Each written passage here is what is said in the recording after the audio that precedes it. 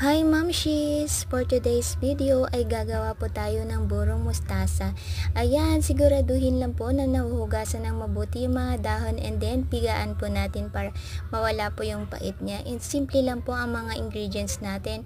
Meron tayong onions, red and green bell pepper. Ayan po ang magpapala. Hi Mamshis! For today's video ay gagawa po tayo ng burong mustasa. Ayan.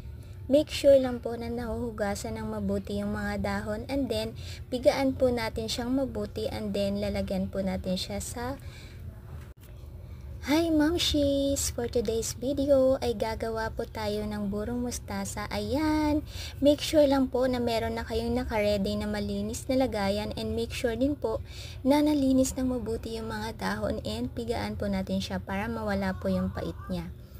Simple lamang po ang ating mga ingredients. Meron po tayong onions and pula and green na bell pepper. Ayan. Yan po yung napili kong ilalagay natin dahil sayang naman po yung mga gulay na tira-tira namin. Kaya naisip ko na lang po na gagawin ko na lang siyang burong mustasa kasi nanghihinayang po ako sa ating mga tira-tirang gulay. Ayan. Simple lamang po ang aking ginawa. Nagpakulo po ako ng 2